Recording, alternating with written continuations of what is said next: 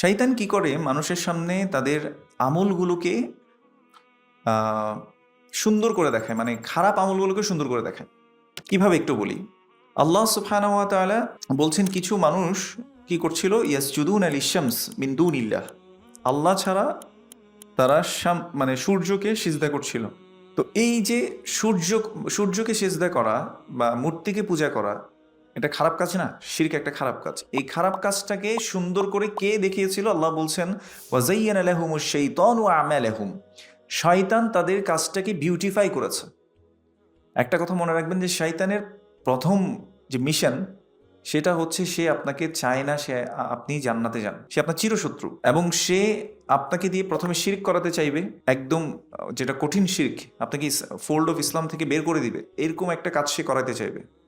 যদি সেটা করতে না পারে আপনাকে দিয়ে বেদাত করাবে। বুঝতে পেরেছি? বেদাত মানে কি? যেগুলো দিনে ছিল না, দিনের নাম দিয়ে দিনের মতো করে দেখিয়ে এগুলো আপনাকে দিয়ে করাবে। তিন, বেদাতও করাতে পারলো না, বিদাত করাতে না পারলে তারপর হারাম কাজের দিকে আপনাকে দিবে, মানে যেগুলো একটু হারাম কাজ সেই কাজগুলো করাবে এবং আপনাকে বুঝাবে যে না এটা করা যায়, আল্লাহ রহমান রহিম মাফ করে দিবে।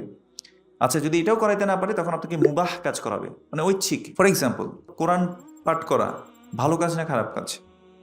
ভালো কাজ।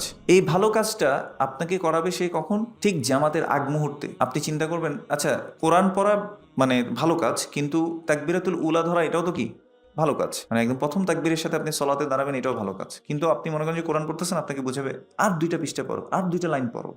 সে আপনাকে বারবার বারবার ডিলে করাতে চাইবে, কারণ আপনি যাতে মানে আরো বেটার একটা আমল থেকে কি হয়ে যান, পিছায় পড়েন। তো সেইভাবে করে আসলে ধোকা দিতে থাকে।